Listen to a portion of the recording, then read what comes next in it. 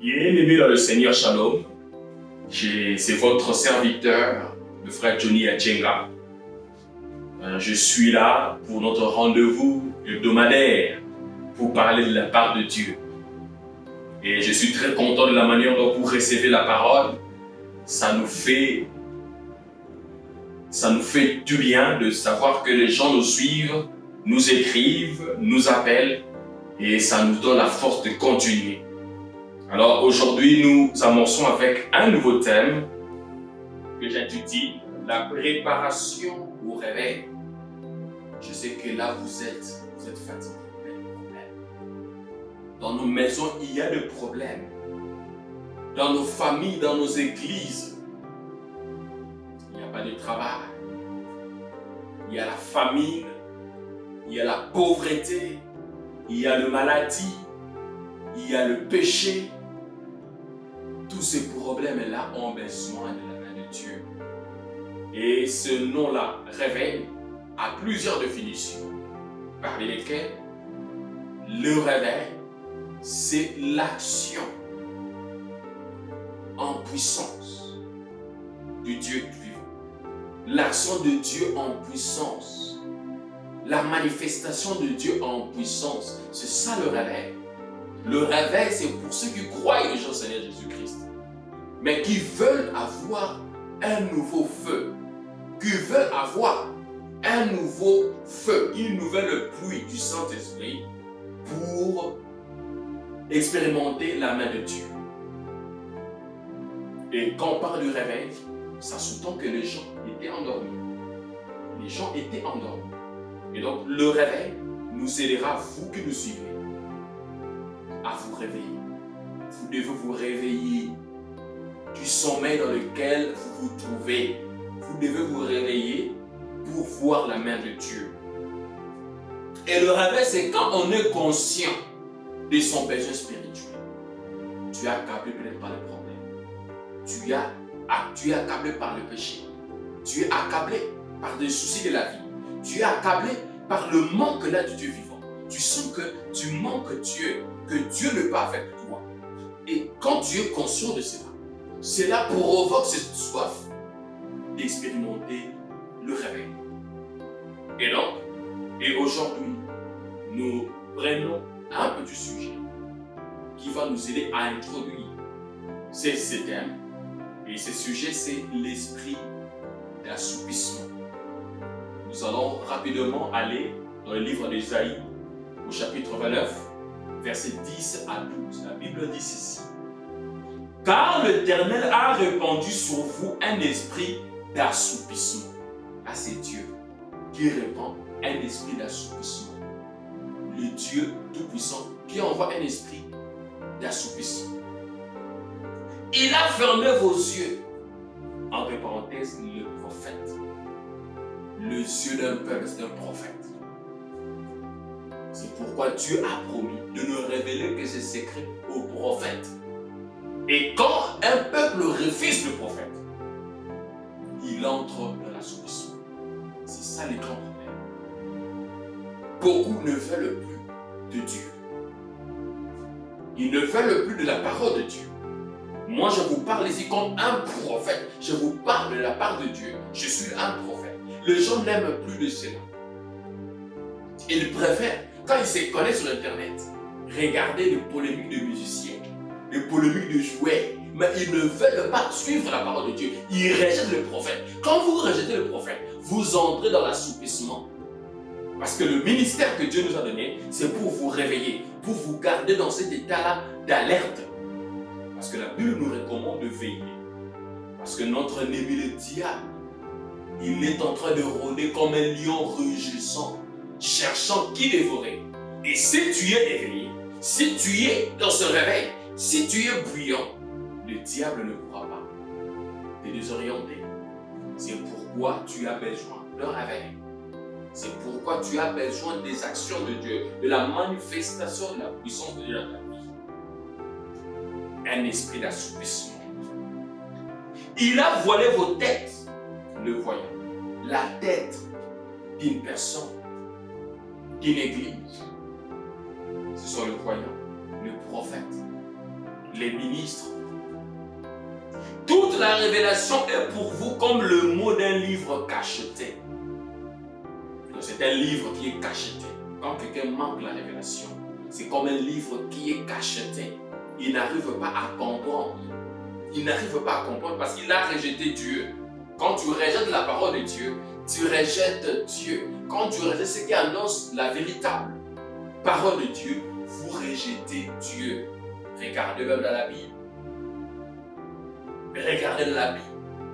Dieu a dit, ils n'ont pas rejeté Moïse, mais ils l'ont rejeté lui. Quand vous rejetez celui que Dieu a envoyé, vous rejetez Dieu. Et là, vous tombez dans l'assoupissement, dans le sommeil. Comme l'Église aujourd'hui a fermé ses portes à la parole de Dieu. Et les gens aussi, les hommes, ont abandonné la parole de Dieu et ils sont entrés dans l'assoupissement. Et quand quelqu'un est endormi, comment Dieu peut l'envoyer? La seule manière que Dieu peut traiter avec un homme, c'est quand il est éveillé spirituellement. C'est très important. Mais maintenant, là, l'homme a de mauvaises habitudes. Et ces mauvaises habitudes l'empêchent à être éveillé. Le péché. Le laisser aller dans la prière. L'homme ne veut plus prier assez. Et c'est là, le plonge dans un sommeil spirituel. Ils ne vont à l'église que le dimanche. Ils ne lisent que la Bible les dimanches quand le pasteur dit prenons tel verset, prenons tel chapitre. Les gens n'ont plus cette vie-là de victoire chrétienne. Les gens ne sont plus très chauds. Ils ne prennent même pas le temps pour lire leur Bible, pour se retirer quelque part, pour jeûner. Et c'est un sérieux problème. Nous avons besoin d'un réveil. Un réveil qui te sortira de la sueur du péché. Un réveil qui te sortira de toute distraction dans laquelle tu te trouves. Aujourd'hui, l'homme est tellement distrait qu'il ne peut même pas voir des anges.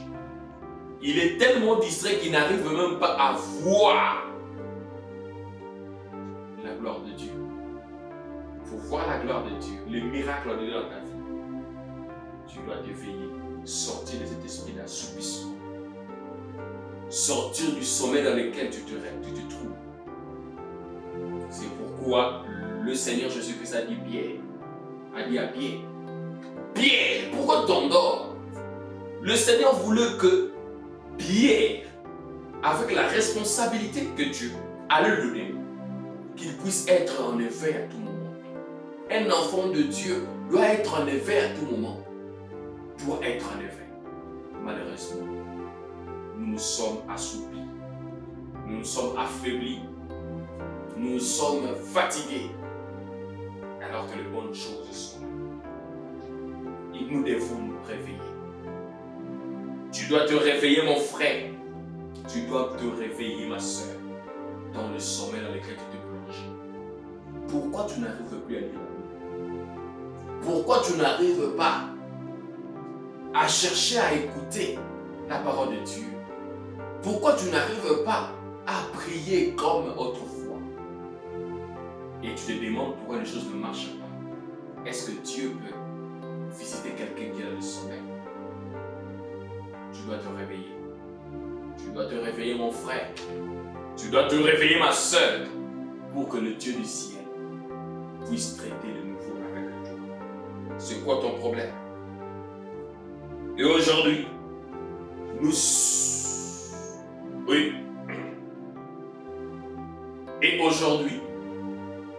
expérimentons cela à l'église. L'église est endormie, mais elle fait du somnambulisme. Il veut faire croire aux gens qu'elle est debout alors que l'église est par terre. Où est la lumière que nous devrions présenter au monde? Où est cette saveur que nous devrions présenter au monde. Il y a le méli-mélo aujourd'hui à l'église. Les gens qui prient comme s'ils ne prient pas. Et c'est un sérieux problème. Nous avons besoin de réveil. Cet esprit d'assoupissement est entré parce que les gens ont rejeté le prophète. Ils ont rejeté la parole de Dieu.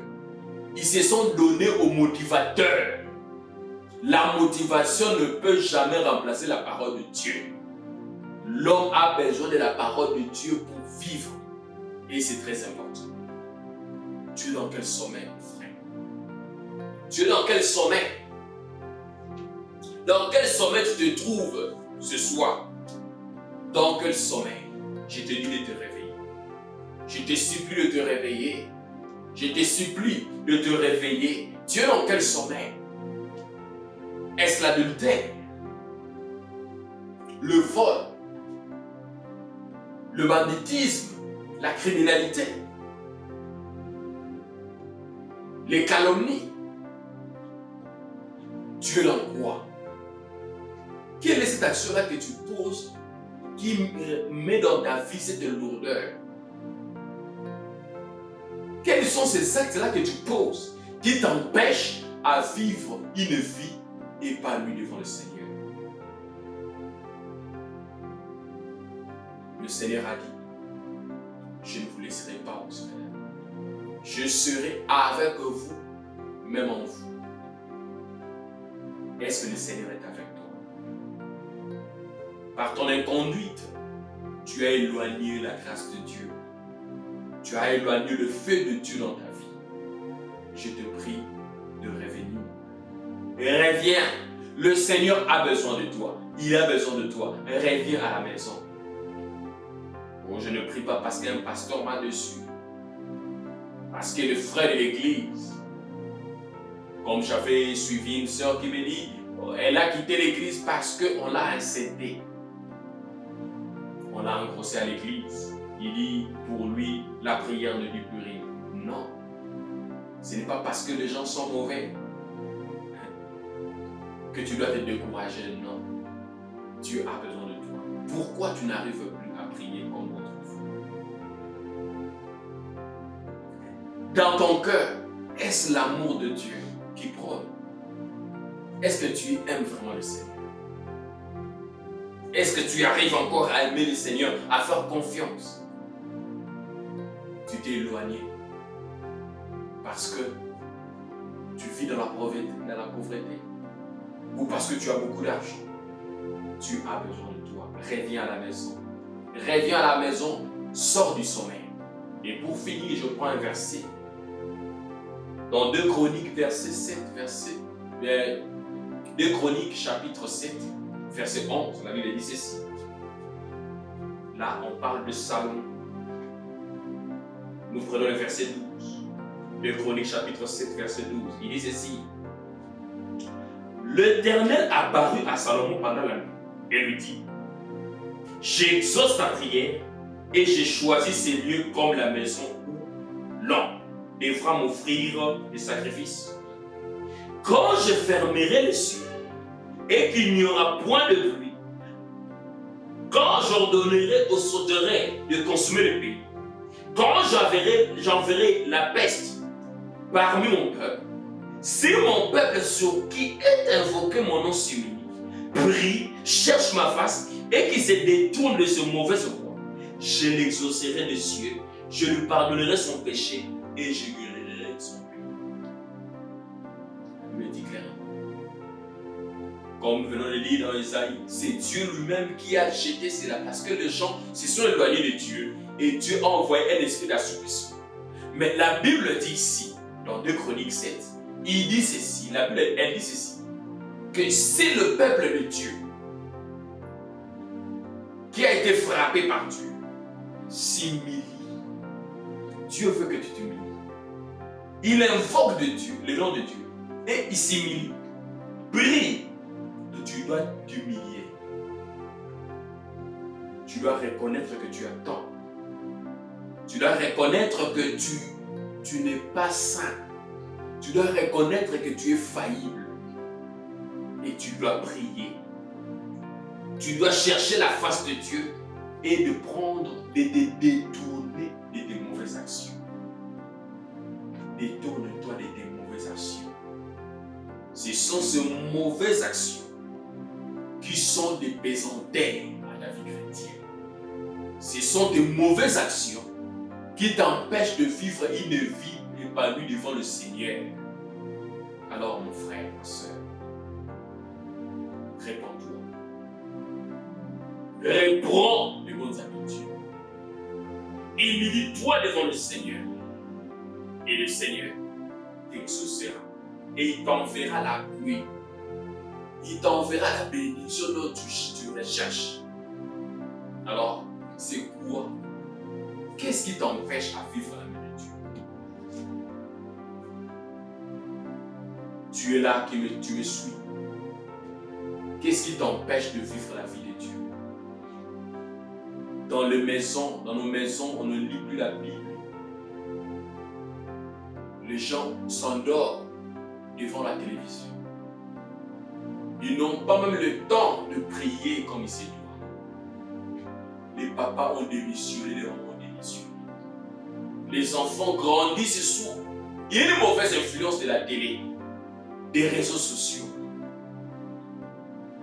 Papa, maman, le Seigneur te demandera le compte pour ses enfants. Chercher du pain pour les enfants, c'est bien, mais il faut aussi penser à leur vie, à leur éternité. Et l'éternel Dieu t'en demandera des comptes. Je vais prier pour toi qui n'arrive plus à prier à cause de déception de ce monde. Toi qui n'arrives plus à avoir un temps de communion avec le Seigneur Jésus. Toi qui n'arrives plus à jeûner, à avoir un temps de communion avec ton Dieu. Je te prie de sortir de cet assoupissement, de ce sommeil dans lequel tu te trouves. Je vais prier pour toi. Si tu as une requête spéciale, écrivez-nous. Nous répondons toujours en temps réel. Écrivez-nous et nous allons vous accompagner. Je vais prier pour toi qui a cessé d'avoir l'amour de Dieu. Quand tu regardes dans ton cœur que l'amour de Dieu n'est plus à sa place, tu n'arrives plus à aimer Dieu comme il se doit. Alors que c'est un commandement, tu aimeras Dieu de tout ton cœur, de toute ta force, de toute ton âme. Quand tu n'arrives plus à aimer le Seigneur, il y a un problème. Et comment tu verras la main de Dieu? Je vais prier pour toi. Prions le Seigneur. Dieu bien-aimé, créateur des cieux et de la terre, voici tes enfants qui nous suivent. Père éternel, je prie pour eux. Tes enfants qui n'arrivent plus à prier. Tes enfants qui ont rejeté la parole de Dieu. Des enfants qui ont abandonné le chemin de l'Église. Des enfants qui ont abandonné la vie chrétienne. Ils ne sont que des chrétiens de nom. Seigneur, des enfants qui n'arrivent plus à vivre les valeurs chrétiennes. Alors Père éternel, je prie que tu le sors de cette condition. Au nom de Jésus-Christ. Donne à tes enfants la force de marcher de nouveau à tes côtés. C'est toi qui as dit, si nous nous humilions, nous prions et nous nous détournons, Seigneur, de nos voies. Nous te cherchons. Père, tu nous enverras là. Alors Père éternel, sors-nous de ces négligences. Cette vie où nous manquons le temps pour prier. Nous n'arrivons pas à veiller. Nous n'arrivons pas à nous donner, oh Dieu, à toi. Alors, sors-nous de cette négligence au nom du Seigneur Jésus-Christ. Père éternel, je laisse tous ceux qui nous ont suivis entre mains, l'équipe technique entre mains. Seigneur Jésus, bénis-nous, Seigneur. Bénis cette action, Seigneur. Et que cela puisse avoir des répercussions positives sur les enfants. Dans le nom du Seigneur Jésus, amen. Merci, bien-aimés. Écrivez-nous. Il y a nos adresses, appelez-nous. Si vous avez des problèmes qui vous dérangent, qui vous tracassent, alors écrivez-nous, nous allons vous assister. C'est ça notre travail. Que Dieu vous bénisse. À la semaine prochaine.